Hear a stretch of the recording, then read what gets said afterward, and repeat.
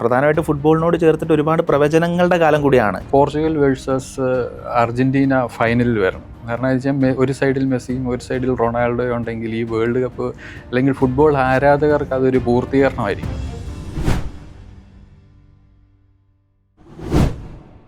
നമസ്കാരം, ദീപിക എഡിറ്റേഴ്സ് ടോക്കിലേക്ക് സ്വാഗതം. FIFA world cup 2026 അതിന് നിർണായകമായ നോക്കൌട്ട് സ്റ്റേജ് പുരോഗമിച്ചുകൊണ്ടിരിക്കുന്ന ഘട്ടത്തിലാണ് നമ്മളിപ്പോൾ. ഈ ഘട്ടത്തിൽ ടൂർണമെൻറ്റിനെ കുറിച്ച് വിശദമായ അവലോകനം ചെയ്യുന്നതിന് വേണ്ടി ഇന്ന് നമ്മളോടൊപ്പം എത്തിച്ചേർന്നിരിക്കുന്നത് ദീപികയുടെ സ്പോർട്സ് എഡിറ്റർ കൂടിയായ അനീഷ് ആലക്കോടാണ്. നമസ്കാരം. ഇത്തവണത്തെ വേൾഡ് കപ്പിൽ എടുത്തു പറയേണ്ട ഒരു കാര്യം, ഈ ചെറിയ ടീമുകളുടെ പ്രകടനം, അതായത് വലിയ ടീമുകളെ ചെറുത്ത് നിൽക്കുന്നതിൽ ചെറിയ ടീമുകൾ അസാമാന്യമായ പ്രകടനം കാഴ്ചവെച്ചൊരു വേൾഡ് കപ്പാണെന്ന് തോന്നുന്നു. അപ്പോൾ ഈ തൊട്ട് തലേദിവസം നടന്ന കളിയിലാണെങ്കിൽ പോലും ഇപ്പോൾ ഇംഗ്ലണ്ടിനെ ഒരു 75 മിനിറ്റ് വരെയെങ്കിലും ഗോൾ അടിപ്പിക്കാതിരിക്കാൻ കോങ്കോയ്ക്ക് സാധിച്ചു. അപ്പോൾ എങ്ങനെയാണ് അതിനെക്കുറിച്ച്? അത് വേൾഡ് കപ്പിൻ്റെ പുറത്തുനിന്ന് സംസാരിക്കുകയാണെങ്കിൽ ഇപ്പം മൊത്തത്തിൽ ഒരു ഞെട്ടിക്കൽ ബിരിയാണിയുടെ കാലഘട്ടമാണല്ലോ. അപ്പം വേൾഡ് കപ്പിൽ അത്തരത്തിലുള്ള ഞെട്ടിക്കൽ മത്സരങ്ങൾ അരങ്ങേറിയിട്ടുണ്ട്. അതിൽ ഏറ്റവും ഞെട്ടിക്കപ്പെട്ട ഒരു മത്സരം എന്ന് പറയുന്നത് കേപ്പ് വെർദെ കരുത്തരായ സ്പെയിനിനെ ഗോൾരഹിത സമനിലയിൽ പിടിച്ചു കെട്ടിയപ്പോഴാണ്. അതിലേക്ക് വരുന്നതിന് തൊട്ട് മുമ്പായിരുന്നു ജർമ്മനി കുറസോവ മത്സരം നടന്നത്. ഈ കുറസോവയും കേപ്പ് വെർദെയും ലോക ഫുട്ബോൾ ചരിത്രത്തിലെ, ലോകകപ്പ് ചരിത്രത്തിലെ ജനസംഖ്യാനുപാതത്തിൽ ഏറ്റവും ചെറിയ രണ്ട് രാജ്യങ്ങളാണ്. അപ്പോൾ ജർമ്മനി കുറസോവയോട് വന്നു കഴിഞ്ഞപ്പോൾ ജർമ്മനി 7-1 ജയിച്ചു. അപ്പോൾ അതിൻ്റെ ഒരു അലയൊലിയാണ് സ്പാനിഷ് ടീമിൽ നിന്നും ആരാധകർ പ്രതീക്ഷിച്ചത്. പക്ഷേ അവിടെ വന്നു കഴിഞ്ഞപ്പോഴത്തേക്കും ബൊസീഞ്ഞ എന്ന് പറയുന്ന ഒരു ഗോൾ കീപ്പർ, അദ്ദേഹത്തിൻ്റെ 40-ാം വയസ്സിൽ അതിഗംഭീരമായ പ്രകടനത്തോടുകൂടി സ്പെയിനെ അവർ 0-0 പിടിച്ചു നിർത്തുകയാണ്. അപ്പോൾ അവിടെ മുതലാണ് ഒരു ഞെട്ടിക്കൽ രീതിയിലേക്കുള്ള കാര്യങ്ങൾ മാറുന്നത്. അതിന് തൊട്ട് മുമ്പ് തന്നെ നെതർലൻഡ്സിനെ ജപ്പാൻ 2-2 സമനിലയിൽ പിടിച്ചിരുന്നു. അതിൻ്റെ അലയൊലിയായിട്ട് തന്നെ ഗ്രൂപ്പ് ഘട്ടത്തിൽ പോർച്ചുഗലിനെ കോങ്കോ സമനിലയിൽ തളച്ചായിരുന്നു. അതിൻ്റെ ഏറ്റവും അവസാനത്തെ അലയൊലിയായിട്ടായിരിക്കാം നമുക്ക് ജർമ്മനി നോക്കൗട്ട് റൗണ്ടിലെ 32-ൽ. അതുപോലെ ഈ ജപ്പാൻ്റെ പ്രകടനം പ്രത്യേകിച്ച് എടുത്തു പറയേണ്ട ഒരു കാര്യമാണെന്ന് തോന്നുന്നു. കാരണം ജപ്പാൻ വമ്പൻ ടീമുകളെ, ഇപ്പോൾ നെതർലൻഡ്സിനെ പോലും സമനിലയിൽ ജപ്പാൻ തിളയ്ക്കുകയുണ്ടായി.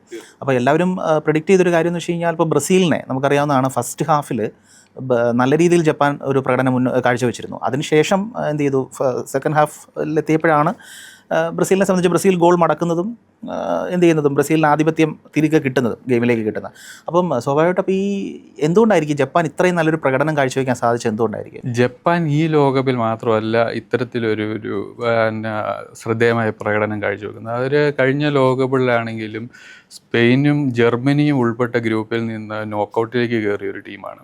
അതായത് സ്പെയിനെ പരാജയപ്പെടുത്തി ജർമ്മനിക്ക് മുകളിൽ കയറിപ്പോയൊരു ടീം. എന്നതിൽ ജപ്പാൻ എപ്പോഴും ഈ അടുത്ത നാളിൽ ഏഷ്യൻ ടീമുകളിൽ ഏറ്റവും കരുത്തുറ്റ ഒരു പ്രകടനം നടത്തുന്ന ടീം തന്നെയാണ് ജപ്പാൻ. അതിൻ്റെ ബാക്കി പത്രമായിട്ട് ഇത്തവണയും അവർ നോക്കൗട്ട് 32-ൽ വരെയും കടക്കുകയും നെതർലൻഡ്സിനെ സമനിലയിൽ തളയ്ക്കുകയും ബ്രസീലുമായിട്ടുള്ള റൗണ്ട് ഓഫ് 32-ൽ ഒരു ഘട്ടത്തിൽ ബ്രസീൽ പരാജയപ്പെടുക. അതായത് 96-ാം മിനിറ്റിലാണ് ബ്രസീലിന് ജയിക്കാൻ സാധിക്കുന്നത്. അതുവരെ പ്രധാനമായിട്ടൊരു ഏഷ്യൻ ടീമിൻ്റെ ഒരു ആധിപത്യം കൂടി. കാരണം ഏഷ്യൻ ടീമുകൾക്ക് ഈ ടൂർണമെൻറ്റിൽ ഒരു പ്രാതിനിധ്യം അല്ലെങ്കിൽ അവർക്കൊരു മുന്നേറ്റം ഉണ്ടായി എന്നുള്ളതിൻ്റെ ഏറ്റവും പ്രധാന ഒരു ഉദാഹരണമായിരുന്നു ജപ്പാൻ്റേത്. കാരണം കാലിൽ മോട്ടോർ വെച്ചിട്ട് ഓടുന്നത് പോലെയാണ്, ഇവർ എത്ര ഓടിയാലും ക്ഷീണിക്കില്ല എന്ന് പറഞ്ഞു. അപ്പോൾ അത് ശരിക്കും ആ ഒരു പരിശീലനത്തിൻ്റെ എന്ന് വെച്ചാൽ ചെറുപ്പം മുതലേ ഉള്ള ഒരു പരിശീലനത്തിൻ്റെ ഒക്കെ ഒരു ഫാക്ടർ അതിലുണ്ടോ? ഇതിനോടനുബന്ധിച്ച് പറയുകയാണെങ്കിൽ ഏഷ്യയിൽ നിന്ന് ഒരു വേൾഡ് ചാമ്പ്യൻ അല്ലെങ്കിൽ ഒരു ആദ്യത്തെ വേൾഡ് ഫൈനലിസ്റ്റ് ഉണ്ടാകാൻ സാധ്യതയുള്ളത് ജപ്പാൻ എന്ന രാജ്യത്ത് നിന്നായിരിക്കണം. മിക്കവാറും അതായിരിക്കണം സാധ്യത. വെച്ചാൽ അവരുടെ ലീഗ് സിസ്റ്റത്തിൽ അവർ കൃത്യമായ രീതിയിൽ കളിക്കാരെ കണ്ടെത്തുകയും ആ ലീഗ് സിസ്റ്റത്തിലേക്ക് ആളുകളെ എത്തിക്കുകയും ആ ലീഗ് സിസ്റ്റം കൃത്യമായ രീതിയിൽ മുന്നോട്ട് കൊണ്ടുപോവുകയും ചെയ്യുന്ന ഒരു രീതിയാണുള്ളത്. 2002-ൽ അവർ വേൾഡ് കപ്പ് ആതിഥേയരായിരുന്നു. അപ്പോൾ അന്ന് അവർ അത്യാവശ്യം ക്വാർട്ടർ വരെയൊക്കെ നോക്കൗട്ട് കടന്നു വരികയൊക്കെ ചെയ്തിരുന്നു. അതിനുശേഷം അത് ഇപ്പോഴും അവർ ആ ഒരു സ്ട്രെങ്ത് കീപ്പ് ചെയ്യുന്നുണ്ടെന്നുള്ളതാണ് ജപ്പാൻ്റെ ഇതുവരെ മുന്നോട്ടുള്ള ഒരു ശ്രദ്ധേയമായ കാര്യം. അതേപോലെ ഇപ്പോൾ വമ്പൻ ടീമുകൾ ചിലതൊക്കെ നിരാശപ്പെടുത്തി എന്ന് പറയുന്നത്, നമ്മൾ ഒരുപാട് ഇപ്പം ഗോൾ പ്രതീക്ഷിച്ച്, അതായത് നിഷ്പ്രഭരാക്കി കളയും എതിരാളികളെ എന്ന് നമ്മൾ വിചാരിച്ചിരുന്ന ടീമുകളുണ്ടല്ലോ പ്രധാനത്തിന്. അപ്പോൾ എനിക്ക് തോന്നുന്നു അതിൽ ഈ പ്രതീക്ഷയോട് കൂറ് പുലർത്തിയ ടീമുകൾ എന്ന് പറയാൻ ആയിട്ട് ബ്രസീലിനും അർജൻറ്റീന അതേപോലെയുള്ള ടീമുകൾക്ക്, ഫ്രാൻസ് മാത്രമാണ് എനിക്ക് തോന്നുന്നു അങ്ങനെ പ്രതീക്ഷ നിലനിർത്തിയെന്ന് പറയാനുള്ളത്.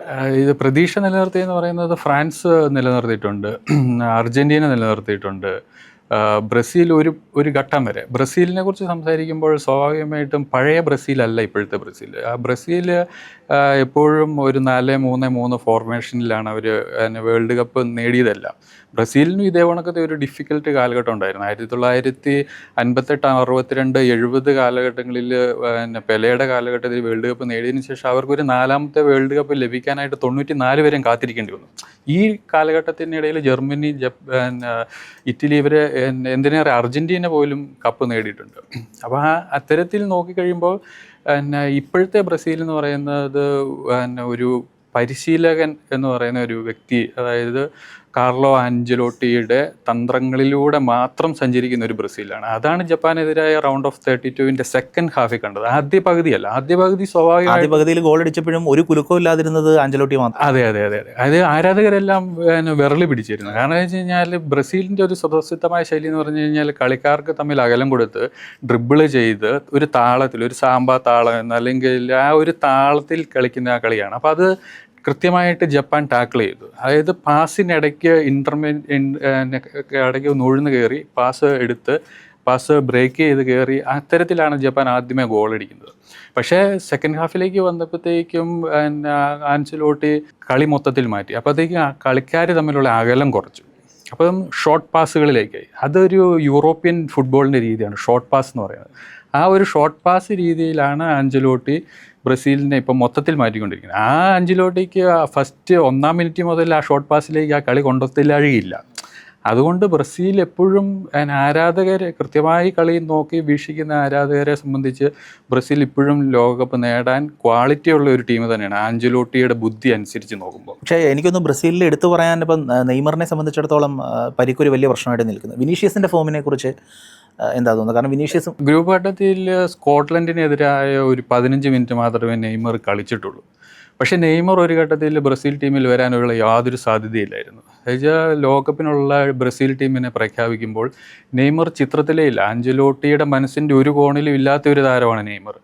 പക്ഷേ അവിടെ ഒരു മോബോക്രസി അല്ലെങ്കിൽ ആളുകൾ അത്രമാത്രം നെയ്മറിന് വേണ്ടി അവിടെ പാട്ടുകൾ ഇറങ്ങിയായിരുന്നു ബ്രസീൽ ടീമിനെ ആരാധകർ തന്നെ പ്രഖ്യാപിച്ചായിരുന്നു. അപ്പോൾ ആ രീതിയിലാണ് നെയ്മർ ടീമിലേക്ക് വരുന്നത്. ആരാധകർ പ്രഖ്യാപിച്ച ടീമിൽ നെയ്മർ ഉണ്ടായിരുന്നു. പക്ഷേ അതിനുശേഷമാണ് ആഞ്ചലോട്ടി ടീമിനെ പ്രഖ്യാപിക്കുന്നത്. ആഞ്ചലോട്ടി പ്രഖ്യാപിക്കുന്ന ടീമിൻ്റെ ആഞ്ചലോട്ടിയും നെയ്മറിൻ്റെ പേര് പറയുമ്പോൾ അവിടെ ഉണ്ടായിരുന്ന മാധ്യമപ്രവർത്തകർ വരെ ആർത്തുല്ലസിച്ചെന്നുള്ളതാണ്. പക്ഷേ 15 മിനിറ്റ് മാത്രം കളിച്ച നെയ്മറിനേക്കാൾ കൂടുതൽ ഈ ടൂർണമെൻറ്റിൽ 4 ഗോളും 1 അസിസ്റ്റും ഒക്കെ നടത്തിയ വിനീഷ്യസ് ജൂനിയറാണ് ബ്രസീലിൻ്റെ കൃത്യമായി പറയുകയാണെങ്കിൽ ഇപ്പോഴത്തെ 10ാം നമ്പർ താരം. അദ്ദേഹത്തിലൂടെ തന്നെയാണ് മുന്നോട്ട് പോകുന്നത്. അദ്ദേഹമാണ് ആഞ്ചലോട്ടിയുടെ ഒരു വജ്രായുധം. അതേപോലെ തന്നെ എനിക്ക് തോന്നുന്നു ഇപ്പോൾ ഒരു ടീം എന്നുള്ള നിലയിൽ കളിക്കുന്നതിൽ ഫ്രാൻസ് വളരെയധികം വീക്ഷിച്ചിട്ടുണ്ടെന്ന് തോന്നുന്നു. കാരണം ഇപ്പോൾ ഉദാഹരണത്തിന് എംബാപ്പെ അടിക്കുന്ന ഗോളുകൾക്ക് സഹതാരങ്ങളായ ഒലീസ ഉൾപ്പെടെ കൊടുക്കുന്ന അസിസ്റ്റുകൾ എനിക്ക് തോന്നുന്നു എംബാപ്പയെ സംബന്ധിച്ചിടത്തോളം എംബാപ്പയ്ക്ക് അദ്ദേഹത്തിൻ്റെ ഫോം നിലനിർത്താനും അദ്ദേഹത്തിന് നല്ല രീതിയിൽ ഗോളുകൾ സ്കോർ ചെയ്യുന്നതിന് സഹായിക്കുന്നു.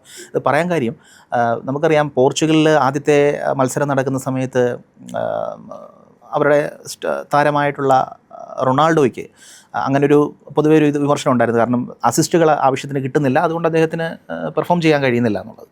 അപ്പോൾ അങ്ങനെ ഒരു ടീം എന്നുള്ള നിലയിൽ പെർഫോം ചെയ്യുന്നതിൽ പോർച്ചുഗൽ പരാജയപ്പെട്ടു എന്ന് കരുതുന്നുണ്ടോ? ടീം എന്ന നിലയിൽ ആദ്യമേ നമ്മൾ ഫ്രാൻസിൻ്റെ കാര്യമാണല്ലോ പറഞ്ഞു തുടങ്ങി. അപ്പോൾ ഫ്രാൻസിൻ്റെ ഇതിലേക്ക് വന്നു കഴിയുമ്പോൾ സ്വാഭാവികമായിട്ടും ഫ്രാൻസ് എന്ന് പറയുന്നത് ഒരു ലോകകപ്പ് കഴിഞ്ഞ 2018 തൊട്ട് ഒരു കൺസിസ്റ്റൻസി ആയിട്ട് വേൾഡ് ഫുട്ബോളിൽ യൂറോപ്യൻ ഫുട്ബോളിലൊക്കെ കളിക്കുന്ന ഒരു ടീമാണ്. അവരുടെ ടീം ഡെവലപ്പ് ചെയ്യുന്നത് ബാക്കിൽ നിന്ന് തന്നെയാണ്. ഉപമെങ്കോ അടക്കമുള്ള ഒലീസ് അടക്കമുള്ള ഡെംബലെ അടക്കമുള്ള എംബാപ്പയിലേക്ക് വന്നെത്തുന്ന ഒരു ടീമാണ്. അതിൽ എംബാപ്പെ ഗോൾ അടിക്കാനും അടുപ്പിക്കാനും, അതായത് 6 ഗോൾ ഇപ്പം തന്നെ അടിച്ചിട്ടുണ്ട് റൗണ്ട് ഓഫ് 32 അവരുടെ കളി കഴിയുമ്പോൾ. 6 ഗോൾ അടിച്ചതിനൊപ്പം 2 ഗോളിന് അദ്ദേഹം അസിസ്റ്റ് നടത്തിയിട്ടുണ്ട്. ഒലീസ് ആണെങ്കിൽ അവിടെ മധ്യനിരയിൽ വാണ് കളിക്കുന്ന ഒരാളാണ്. അപ്പോൾ ആ ഒരു ടോട്ടൽ ടീം എന്ന രീതിയിൽ ഫ്രാൻസ് കരുത്തുണ്ട്. അത് അവരുടെ ബോഡി സ്ട്രെങ്തും കൂടെ ഈ വേൾഡ് കപ്പിൻ്റെ അകത്ത് അവർക്കൊരു ആനുകൂല്യം ഉണ്ടാക്കുന്നുണ്ട്. മറു സൈഡിൽ പോർച്ചുഗലിൻ്റെ കാര്യം പറഞ്ഞു കഴിയുമ്പോൾ സ്വാഭാവികമായിട്ടും വരുന്ന വാർത്തകളും കാണുന്ന കാഴ്ചകളും എന്ന് പറഞ്ഞു കഴിഞ്ഞാൽ റൊണാൾഡോയെ ഒറ്റപ്പെടുത്തുന്ന ഒരു പറ്റം ആളുകളുടെ ഒരു കൂട്ടമായിട്ടാണ് കാണുന്നത്. പക്ഷെ അത് രണ്ടാമത്തെ കളിയിൽ അത് അങ്ങനെ അല്ലെന്ന് ഒരു തെളിയിച്ചു. അതെ അതെ അതെ, ആ ബ്രൂണോ ഫെർണാണ്ടസിൻ്റെ ആ പാസ് എന്ന് പറയുന്നത് സ്വാഭാവികമായിട്ടും പിന്നെ റൊണാൾഡോയ്ക്ക് വേണ്ടി മാത്രമുള്ള ഒരു പാസ്സാണ്. ആ ഒരു പാസ് ഫിനിഷ് ചെയ്യാൻ റൊണാൾഡോയെ കൊണ്ട് മാത്രമേ പറ്റത്തുള്ളൂ. പക്ഷേ എപ്പോഴും അങ്ങനെ വന്നു കഴിയുമ്പോൾ റൊണാൾഡോയെ അവർ മാറ്റി നിർത്തുന്നുണ്ട് എന്നുള്ളത് ഒരു ഒരു സോഷ്യൽ മീഡിയ ആക്ടിവിസത്തിൻ്റെ ഭാഗമായിട്ടാണെന്ന് പോലും നമുക്ക് പറയാൻ പറ്റത്തില്ല. പക്ഷേ അവർ കഴിഞ്ഞ 2022 ലോകകപ്പിൽ റൊണാൾഡോയെ സൈഡ് ബെഞ്ചിൽ ഇരുത്തി നോക്കൗട്ട് ഇറങ്ങിയ ഒരു ഘട്ടം ഉണ്ടായിരുന്നു. അതിനുശേഷമുള്ള മത്സരങ്ങളിലെല്ലാം റൊണാൾഡോയ്ക്ക് പരിക്കാത്ത സന്ദർഭങ്ങളിൽ മാത്രമേ അവർ റൊണാൾഡോയെ മാറ്റി നിർത്തിയിട്ടുള്ളൂ. അല്ലാത്ത എല്ലാ ഘട്ടങ്ങളിലും റൊണാൾഡോ പോർച്ചുഗലിൻ്റെ മുന്നിൽ തന്നെ ഉള്ള ഒരു താരമാണ്. അതുകൊണ്ട് ഏത് സമയവും ഗോൾ പ്രതീക്ഷിക്കാവുന്ന ഒരു താരം. പക്ഷേ എനിക്ക് തോന്നുന്നു പോർച്ചുഗലിന് പോലും സമനില വഴങ്ങേണ്ടി വന്നിട്ടുണ്ട് ഈ ടൂർണമെന്റിൽ. അതെ അതെ, കോങ്കോയോട് തന്നെ അവർക്ക് 1-1 സമനില വഴങ്ങേണ്ടി വന്നു ഗ്രൂപ്പ് ഘട്ടത്തിൽ. പക്ഷേ അതിൻ്റെ കോങ്കോ എന്ന് പറയുന്നത് എത്രമാത്രം കടുപ്പപ്പെട്ട ടീമാണെന്ന്, അപ്പോൾ ആ മത്സരം ഒരുപക്ഷെ കടുത്ത പോർച്ചുഗൽ ആരാധകരും അല്ലെങ്കിൽ ഈ ഫുട്ബോൾ ആരാധകരും മാത്രമേ കണ്ടിട്ടുണ്ടാവുള്ളൂ. പക്ഷേ നോക്കൗട്ട് വരുമ്പോഴാണ് ശരിക്കും ഈ വേൾഡ് കപ്പിൻ്റെ ഒരു സൗന്ദര്യം വരുന്നത്. കാരണം ലോകകപ്പിൽ ആദ്യമായിട്ട് 48 ടീമുകളുള്ള ഒരു വേൾഡ് കപ്പാണ് ഇപ്പോൾ നടക്കുന്നത്. സ്വാഭാവികമായിട്ട് ഇതിന് മുമ്പ് വരെയുള്ള വേൾഡ് കപ്പ് എന്ന് പറഞ്ഞു കഴിഞ്ഞാൽ 32 ടീമേ ഉള്ളൂ. അപ്പോൾ ഇപ്പം റൗണ്ട് ഓഫ് 32 മുതലാണ് ശരിക്കും പറഞ്ഞു കഴിഞ്ഞാൽ വേൾഡ് കപ്പിൻ്റെ ആ ഒരു തീവ്രത തുടങ്ങിയത്. അപ്പോൾ ഇംഗ്ലണ്ടിൻ്റെ കളി എല്ലാവരും കാണുന്നത്. കോങ്കോ 75-ാം മിനിറ്റ് വരെ ഇംഗ്ലണ്ടിനെ പിടിച്ചു നിർത്തി. കോങ്കോയുടെ കളി എന്ന് പറഞ്ഞു കഴിഞ്ഞാൽ കോങ്കോയുടെ ഗോൾ മുഖത്ത് ബെല്ലിംഗാം ഷോട്ട് എടുക്കുന്നു, ഹാരി കെയ്ൻ ഷോട്ട് എടുക്കുന്നു. ഒരു മനുഷ്യൻ്റെ പോലും ഷോട്ട് ഉള്ളിൽ കടക്കാതിരിക്കാൻ അവർ 75-ാം മിനിറ്റ് വരെ വീക്ഷിക്കുന്നു. പിന്നെ അത് ഒരു ചെറിയ ഓട്ടം മതി ഒരു കപ്പൽ മുങ്ങാൻ എന്ന് പറഞ്ഞ പോലെ ഒരു ഗോൾ വീണു, രണ്ടാം ഗോൾ വീണു, ഇംഗ്ലണ്ട് ജയിച്ചു.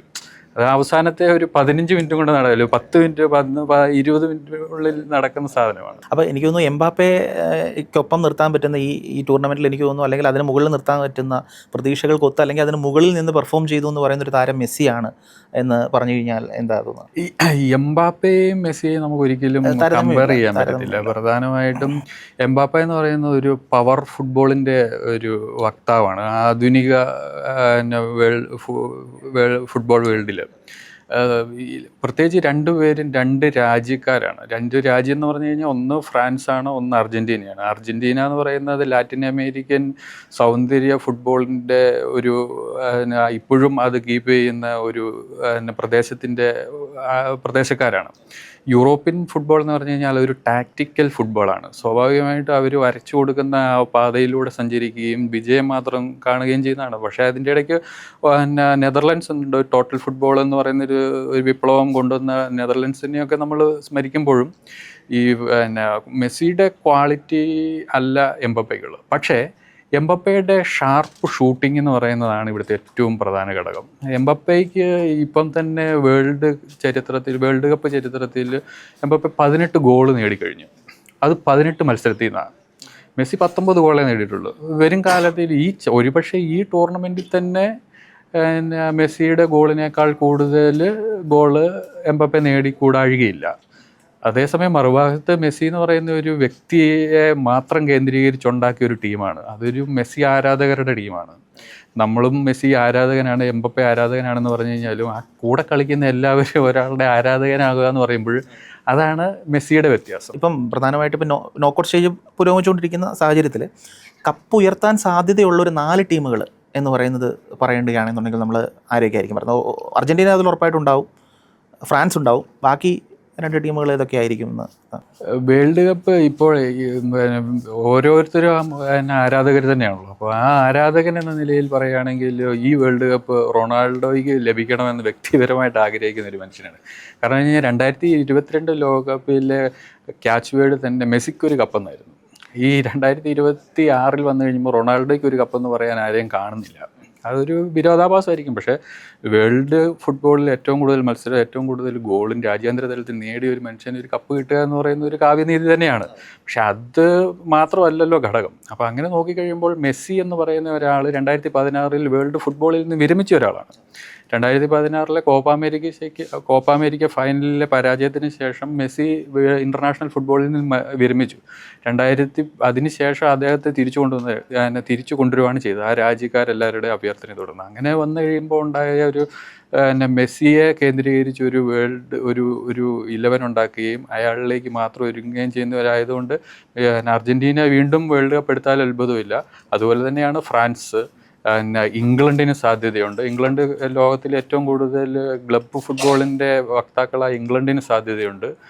ബ്രസീലിനെ തള്ളിക്കളയാൻ പറ്റത്തില്ല. അപ്പം ബ്രസീൽ, അർജൻറ്റീന, പോർച്ചുഗൽ, ഫ്രാൻസ്, അതിൽ പോർച്ചുഗൽ അർജൻറ്റീന ഫൈനൽ വരിക, അല്ലെങ്കിൽ സ്പെയിൻ്റെ സാധ്യതകളിലേക്ക് വന്നു കഴിയുമ്പോൾ സ്വാഭാവികമായിട്ടും സ്പെയിനെ നമുക്ക് തള്ളിക്കളയാൻ പറ്റുന്ന ഒരു ടീമേ അല്ല. ലാമിൻ യമാൽ അടക്കമുള്ള ഒരു പറ്റം പ്രതിഭാധനരുടെ ഒരു ടീം തന്നെയാണ്. പക്ഷേ നമ്മൾ ഒരിക്കലും ഒരു വേൾഡ് കപ്പിലേക്ക് വന്നു കഴിയുമ്പോൾ സ്വാഭാവികമായിട്ടും ഫ്രാൻസ് ഓർ സ്പെയിൻ എന്ന് ചോദിച്ചു കഴിഞ്ഞാൽ നിലവിൽ വേൾഡ് കപ്പ് കാണുന്ന ആരും സ്പെയിൻ എന്ന് പറയത്തില്ല. സ്പെയിൻ ഓർ അർജൻറ്റീന എന്ന് ചോദിച്ചു കഴിഞ്ഞാൽ അത് അർജൻറ്റീനയിലേക്ക് ചിലപ്പം മാറും. അതെന്ന് വെച്ച് കഴിഞ്ഞാൽ അവർക്കൊരു ഏകീകരണത്തിൻ്റെ കുറവുള്ളതായിട്ടാണ് ഇതുവരെ കണ്ടുവരുന്നത്. പക്ഷേ ഫുട്ബോളാണ്, 90 മിനിറ്റാണ്, ഗോൾ വീണാൽ മതി, എന്തും എപ്പോഴും സംഭവിക്കാം. അതേപോലെ എനിക്ക് തോന്നുന്നൊരു കാര്യം എന്ന് വെച്ച് കഴിഞ്ഞാൽ ഈ ഫുട്ബോൾ ടൂർണമെൻറ്റ്, നമുക്ക് ഈ ഫിഫ ലോകകപ്പ് ടൂർണമെൻറ്റിൽ ഏറ്റവും അധികം ചർച്ച ചെയ്യപ്പെട്ടൊരു കാര്യമാണ് ഈ ഗോളിമാരുടെ പ്രകടനം എന്ന് പറയുന്നത്. ഉദാഹരണത്തിന് കേപ്പ് വെർദയുടെ ഗോളിയായിട്ടുള്ള വുസീഞ്ഞ, അദ്ദേഹം 40 വയസ്സുകാരനായ ഗോളിയാണ്. പക്ഷേ അദ്ദേഹത്തിൻ്റെ പ്രകടനം എന്ന് പറയുന്നത് ലോകത്തിനെ മുഴുവൻ ഈ പറഞ്ഞ പോലെ അമ്പരിപ്പിച്ചു. അദ്ദേഹത്തിൻ്റെ സോഷ്യൽ മീഡിയ ഫോളോവേഴ്സിൻ്റെ എണ്ണം വളരെയധികം വർദ്ധിച്ചു എന്നൊക്കെ പറയുന്നത്. അപ്പോൾ ഏറ്റവും ഈ ജർമ്മനിയുടെ ഗോളിയായിട്ടുള്ള മാനുവൽ നോയർ, അദ്ദേഹം വിരമിക്കൽ പ്രഖ്യാപിച്ചിരുന്നില്ലേ? അദ്ദേഹവും അവസാന നിമിഷത്തിലൊരു വലിയ സേവ് നടത്തി. ടീമിന് വേണ്ടി അദ്ദേഹത്തിന് ചെയ്യാൻ കഴിയുന്ന പരമാവധി ചെയ്തിട്ടാണ് അദ്ദേഹം പോയത്. അപ്പം എന്താണ് ഈ ഗോളിമാരുടെ ഇതിനെ കുറിച്ച്? ഗോളിമാരുടെ ഏറ്റവും ശ്രദ്ധേയമായ പ്രകടനം ഈ വേൾഡ് കപ്പിൽ നടത്തിയത് വോസിഞ്ഞ തന്നെയാണ്. 40-ാം വയസ്സിൽ സ്പെയിനെ, അതാണ് നമ്മൾ മുമ്പേ സ്പെയിൻ്റെ കാര്യത്തിൽ പറഞ്ഞപ്പോൾ, സ്പെയിനെ പോലെയുള്ള ഒരു ടീമിനെ ഒരു പരിധിയിൽ കൂടുതൽ പിടിച്ചു നിർത്തുക അസാധ്യമാണ്.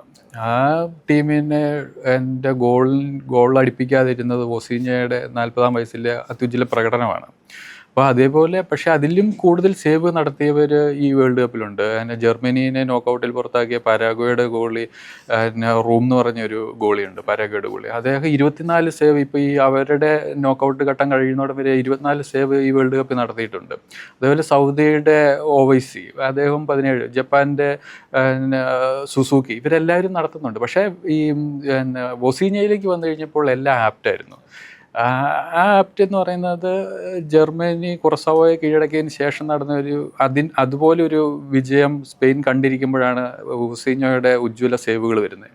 ആ ഘട്ടത്തിൽ വോസീഞ്ഞോയുടെ എല്ലാ കാര്യങ്ങളും വോസീഞ്ഞോയ്ക്ക് അനുകൂലമാണ്. മാതാവിന് സാമ്പത്തിക പ്രതിസന്ധി തുടർന്ന് വേൾഡ് കപ്പ് വരാൻ പറ്റുന്നില്ല.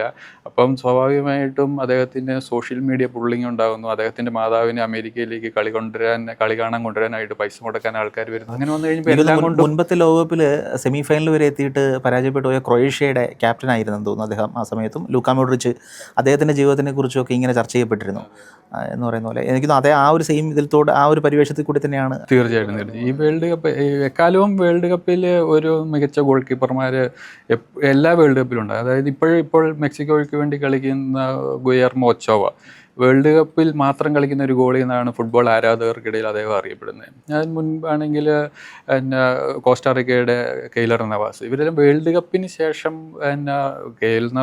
കെയ്ലർ നവാസിനെ സംബന്ധിച്ച് വേൾഡ് കപ്പിന് ശേഷം റയൽ മാഡ്രിഡ് വരെ സ്വന്തമാക്കിയ ഒരു ഗോൾ കീപ്പറാണ്. അപ്പം സ്വാഭാവികമായിട്ടും മുൻ ലോകകപ്പിലെ പോലെ ഈ ലോകകപ്പിൽ വോസിഞ്ഞ അടക്കമുള്ള ഗോളിമാർ അത്യുജ്വല പ്രകടനമായിട്ട് മുന്നേറുന്നുണ്ട്. ശരിക്കും ജർമ്മനി ഇത്ര പെട്ടെന്ന് നോക്കൗട്ടിൽ പോകേണ്ട ഒരു രാജ്യം ആയിരുന്നോ? കാരണം അത്ര മോശം ഒരു പ്രകടനമായിരുന്നു അവർ കാഴ്ചവെച്ചതെന്ന്. ജർമ്മനിയെ സംബന്ധിച്ച് നമുക്ക് ഈ ഒരു ലോകകപ്പ് മാത്രം നോക്കി അവരെ വിലയിരുത്താൻ പറ്റത്തില്ല. ഈ വേൾഡ് കപ്പിൽ റൗണ്ട് ഓഫ് 32 പുറത്തായതിനു ശേഷം ജർമ്മൻ മുഖ്യ പരിശീലകൻ ജൂലിയൻ നെഗൽസ്മാൻ പറഞ്ഞ ഒരൊറ്റ കാര്യമുണ്ട്: Germany not anymore any competitive team എന്ന് പറഞ്ഞു. അതായത് അവരൊരു കോമ്പറ്റേറ്റീവ് ടീം അല്ലാണ്ടായി എന്നുള്ളതാണ്. ജർമ്മനി അവസാനമായിട്ട് വേൾഡ് കപ്പ് നേടിയത് 2014 ബ്രസീലിൽ നടന്ന വേൾഡ് കപ്പിൽ. അതിനുശേഷം ജർമ്മനി ഒരിക്കൽ പോലും റൗണ്ട് ഓഫ് 16 കടന്നിട്ടില്ല. ഈ പ്രാവശ്യം നോക്കൗട്ട് കടന്നു എന്ന് ആലങ്കാരികമായിട്ട് പറയാം. കാരണം 48 ടീമുണ്ട്, അതിലെ 32ാമത്തെ റൗണ്ടിലേക്കാണ് കയറുന്നത്. മുൻ ലോകകപ്പ് അനുസരിച്ചാണെങ്കിൽ ജർമ്മനി ഫസ്റ്റ് റൗണ്ടിൽ ഇപ്പോൾ ഇത്തവണയും പോയെന്ന് വേണമെങ്കിൽ നമുക്കതിനെ ആ വേറൊരു രീതിയിൽ തലത്തിൽ നിന്ന് നോക്കിക്കഴിഞ്ഞ് കഴിഞ്ഞാൽ ജർമ്മനി ഫസ്റ്റ് റൗണ്ടിൽ പോയി എന്നാണ്. മുൻ ലോകകപ്പിലെ പോലെ 32 ടീമേ ഉള്ളെങ്കിൽ നമുക്കങ്ങനെയാണ് പറയാൻ പറ്റുന്നത്. പക്ഷേ ജർമ്മനിയെ സംബന്ധിച്ച് താരങ്ങളില്ലാത്തതല്ല. ജോക്കിംഗ് ലോ എന്ന് പറയുന്ന ഒരു മുൻ കോച്ച് ഉണ്ടായിരുന്നു. അദ്ദേഹത്തിൻ്റെ കീഴിൽ നിന്ന് മാറിയതിന് ശേഷം ജർമ്മനിക്ക് ഒരു ദിശ തെറ്റിയ പോലെയുള്ള ഒരു യാത്രയാണ്. പക്ഷേ താരങ്ങളുണ്ട്, കൈ ഹവേർട്സ് അടക്കമുള്ള അനവധി താരങ്ങളുണ്ട്. അപ്പോഴും ഒരു താരങ്ങൾ എല്ലാ പൊസിഷനിലും ഉണ്ടോ എന്നുള്ളൊരു ചോദ്യമുണ്ട്. അതുകൊണ്ടാണ് 2024 വിരമിച്ച മാനുവൽ നോയറിനെ 2 വർഷത്തിന് ശേഷം 2026 വേൾഡ് കപ്പിലേക്ക് മാത്രമായിട്ട് കൊണ്ടിരുന്നത്. അദ്ദേഹം ഫുട്ബോൾ കളിക്കാതിരുന്നില്ല, ബയൺ മ്യൂണിക്കിൻ്റെ ഗോൾ കീപ്പർ തന്നെയായിരുന്നു. എന്നാൽ പോലും വേൾഡ് കപ്പ് പോലെയുള്ളൊരു സന്ദർഭത്തിൽ വിരമിച്ച ഒരാളെ തിരിച്ചു കൊണ്ടുവരിക എന്ന് പറയുമ്പം അവരുടെ ദാരിദ്ര്യത്തെ വേണമെങ്കിൽ അങ്ങനെയും വീക്ഷിക്കാം. അപ്പം ഒരു ഫുട്ബോൾ ആരാധകൻ എന്നുള്ള നിലയിലും ഒരു സ്പോർട്സ് എഡിറ്റർ എന്നുള്ള നിലയിലും മുൻപിലേക്ക് പ്രതീക്ഷിക്കുന്ന വളരെ പ്രതീക്ഷയോടെ നോക്കുന്ന ചില മത്സരങ്ങളുണ്ടോ ഈ നോക്കൌട്ട് സ്റ്റേജിലും? ഈ നോക്കൗട്ട് സ്റ്റേജിൽ നിലവിലത്തെ നോക്കൗട്ട് സ്റ്റേജ് ഘട്ടങ്ങളെല്ലാം ഒരു മുന്നോട്ട് പോകും തോറും ബ്രസീൽ വേഴ്സസ് അർജൻറ്റീന സെമി വരണമെന്ന് ഞാൻ ആഗ്രഹിക്കുന്നൊരു മനുഷ്യനാണ്. അതേപോലെ പോർച്ചുഗൽ വേഴ്സസ് അർജൻറ്റീന ഫൈനലിൽ വരണം. കാരണം വെച്ചാൽ ഒരു സൈഡിൽ മെസ്സിയും ഒരു സൈഡിൽ റൊണാൾഡോയും ഉണ്ടെങ്കിൽ ഈ വേൾഡ് കപ്പ് അല്ലെങ്കിൽ ഫുട്ബോൾ ആരാധകർക്ക് അതൊരു പൂർത്തീകരണമായിരിക്കും. അതായത് ഈ ഒരു കാലഘട്ടത്തിൽ ജീവിക്കുന്ന എല്ലാവർക്കും അതൊരു പൂർത്തീകരണമായിരിക്കും. അതായത് മറ്റ് പല താരങ്ങളെയും മറ്റ് പല രാജ്യങ്ങളിലും ഇഷ്ടമുള്ളവരുണ്ട്, അതിയായ ഫോളോ ചെയ്യുന്നവരുണ്ടാവും. പക്ഷേ ഇത്തരത്തിലുള്ള ഒരു വേൾഡ് കപ്പ് ഫൈനലും ഇത്തരത്തിലുള്ള ഒരു വേൾഡ് കപ്പ് സെമി ഫൈനലും ഒക്കെ ആഗ്രഹിച്ചു കൂടാഴികയില്ലല്ലോ. ശരിക്കും ഇപ്പോൾ ഈ ടൂർണമെൻറ്റിൽ നമ്മൾ പറഞ്ഞ 4 ടീമുകളുടെ സാധ്യതാ പട്ടികയിൽ 2 പേര് ലാറ്റിൻ അമേരിക്കൻ ടീമുകളാണ്. ഒന്ന് അർജൻറ്റീന പറഞ്ഞു, ബ്രസീൽ പറഞ്ഞു, പിന്നെ പറഞ്ഞത് 2 യൂറോപ്യൻ ടീമുകളാണ്. ഒന്ന് സ്പെയിൻ പറഞ്ഞു, പിന്നെ ഫ്രാൻസ് പറഞ്ഞു. അപ്പോൾ ഇതിലേക്ക് മറ്റ് ഏതെങ്കിലും ഒരു ടീം കടന്നുകൂടാനുള്ള സാധ്യതയുണ്ടോ? അതായത് ഇപ്പോൾ നിലവിലത്തെ സാഹചര്യത്തിൽ ഉണ്ടെങ്കിൽ അത് ഏത് ടീമായിരിക്കും? ഈ ഫോർമേഷനിലേക്ക് കടന്നുകൂടാനുള്ള ഇംഗ്ലണ്ട് ഹാരി കെയ്ൻ്റെ നേതൃത്വത്തിലുള്ള ഇംഗ്ലണ്ട്, അവരുടെ കോച്ച് പ്രഗത്ഭനാണ് തോമസ് ടൂഹൽ എന്ന് പറയുന്നത്. അദ്ദേഹം ക്ലബ്ബ് ഫുട്ബോളിലാണെങ്കിലും അതിൻ്റേതായ രീതിയിൽ കൈകാര്യം ചെയ്ത് പരിചയമുള്ളൊരു മനുഷ്യനാണ്. ഇംഗ്ലണ്ട് വരാൻ സാധ്യതയുണ്ട്. ഇംഗ്ലണ്ട് ലോകത്തിലെ ഏറ്റവും കൂടുതൽ ക്ലബ് ഫുട്ബോളിൻ്റെ ഹൃദയമാണ്. അപ്പോൾ അവർ വരാൻ സാധ്യതയുണ്ട്. പോർച്ചുഗലിൽ വരാനുള്ള സാധ്യതയുണ്ട്. പോർച്ചുഗലിനെ സംബന്ധിച്ച് അവർ എല്ലാ പൊസിഷനിലും ലോകത്തിലെ മികച്ച ക്ലബ്ബുകളിൽ കളിക്കുന്ന മികച്ച താരങ്ങൾ തന്നെയാണ്. അപ്പം പോർച്ചുഗലിനെ നമുക്ക് തള്ളിക്കളയാൻ പറ്റത്തില്ല. അപ്പം അവസാനം ആരൊക്കെ വരുമെന്നുള്ളത് നമുക്ക് ഒരിക്കലും പ്രവചനാതീതമാണ് നിലവിലത്തെ ഘട്ടത്തിൽ. പ്രധാനമായിട്ട് ഫുട്ബോളിനോട് ചേർത്തിട്ട് ഒരുപാട് പ്രവചനങ്ങളുടെ കാലം കൂടിയാണ്. ഇപ്പോൾ ജോക്കിൻ ക്ലെമൻ്റ് എന്ന് പറയുന്ന ഒരു സാമ്പത്തിക ശാസ്ത്രജ്ഞൻ കൂടിയായ അദ്ദേഹം പ്രവചിച്ചത് നെതർലൻഡ്സ് വിജയിക്കുമെന്നാണ്. പക്ഷേ അതുണ്ടായില്ല. നെതർലൻഡ്സിൻ്റെ പുറത്ത് കൊണ്ടായിട്ട് വന്നു. അപ്പം ആ സാഹചര്യത്തിൽ ബ്രസീലിൻ്റെ താരമായ നെയ്മർ അദ്ദേഹത്തിനെ പരിഹസിച്ചുകൊണ്ട് പോർച്ചുഗീസ് ഭാഷയിൽ പരിഹസിച്ചുകൊണ്ടൊരു ഇതിട്ടെന്ന് പറയുന്നുണ്ട്. അപ്പോൾ അത്തരം പ്രവചനങ്ങൾക്കൊക്കെ വല്ല പ്രസക്തി ഉള്ളതായിട്ട് തോന്നുന്നുണ്ട്. അപ്പം താങ്കൾക്ക് അങ്ങനെ ഒരു പ്രവചനം നടത്താൻ ആഗ്രഹം ഉണ്ടെങ്കിൽ? നമ്മുടെ ഏറ്റവും വലിയ പ്രവചനൻ, വേൾഡ് കപ്പ് ഫുട്ബോൾ ചരിത്രത്തിലെ ഏറ്റവും വലിയ പ്രവാചകൻ എന്ന് പറയുന്നത് പോൾ നീരാളിയാണ്. പോൾ നീരാളി പ്രവചിച്ചതിനപ്പുറത്തേക്ക് അല്ലെങ്കിൽ അതിനൊപ്പം പ്രവചിക്കാൻ ആരെ കൊണ്ടും സാധിച്ചിട്ടില്ല. പക്ഷെ പ്രവചനത്തിൻ്റെ അപ്പുറം 90 മിനിറ്റുള്ള 11 അംഗങ്ങൾ മത്സരിക്കുന്ന, പുറത്തുനിന്ന് തന്ത്രം ഓതി കൊടുക്കുന്ന കോച്ചുള്ള ഒരു മത്സരമാണിത്. വേൾഡ് ഫുട്ബോൾ എന്ന് പറയുമ്പോഴത്തേക്ക് അത്രയും ക്വാളിറ്റിയിലേക്കാണ് എല്ലാവരും വരുന്നത്. അപ്പം ഈ കോങ്കോ ആണെങ്കിലും കേപ്പ് വെർദെ ആണെങ്കിലും അവരാ ഒരു സ്റ്റേജിൽ വന്ന് നിൽക്കുക എന്ന് പറയുന്നതിൻ്റെ പിന്നിൽ കുറേ പ്രവർത്തനങ്ങൾ നടന്നിട്ടുണ്ടാവും. അപ്പോൾ അതുകൊണ്ട് നമ്മൾ ആരാധകൻ എന്ന നിലയിൽ മെസ്സി കപ്പടിക്കണം, പോർച്ചുഗൽ കപ്പടിക്കണം, എംബപ്പെ കപ്പടിക്കണം, അല്ലെങ്കിൽ ലാമിൻ യമാൽ ഈ 19-ാമത്തെ വയസ്സിലൊരു കപ്പടിക്കണം എന്നൊക്കെ പറയാം. പക്ഷേ അത് എത്രമാത്രം സാധ്യമാകുന്നത്, ഏത് ടീമാണ് ഏറ്റവും നല്ല പ്രകടനം കാഴ്ചവെക്കുന്നത് അവർ? അതെ, നിലവിൽ ഫ്രാൻസും ഏറ്റവും കൂടുതൽ സാധ്യത പറയുവാണെങ്കിൽ ഫ്രാൻസ് അർജൻറ്റീന വീണ്ടും ഒരു ഫൈനൽ വരാനുള്ള സാധ്യതയാണ് ഏറ്റവും കൂടുതൽ, ഒരു 90% ഇപ്പോഴത്തെ കളിഗതികൾ വെച്ചനുസരിച്ച് നോക്കുമ്പോൾ അങ്ങനെ ഒരു ഫൈനലായിരിക്കാം വരിക. അപ്പോൾ നമുക്ക് അധികം പ്രവചനങ്ങൾക്ക് നിൽക്കാതെ നമുക്ക് കളിയുടെ സൗന്ദര്യം ആസ്വദിക്കാം. അതെ, അധികം പ്രവചനങ്ങളല്ല, കളികൾ എല്ലാവർക്കും ഒരു നല്ല ഫുട്ബോൾ കാലം വരട്ടെ എന്ന്. അപ്പോൾ ഇത്രയും നേരം നമ്മളോട് സംസാരിക്കാൻ സമയം കണ്ടെത്തി ഇവിടെ വന്നതിന് വളരെയധികം നന്ദി. Thank you so much.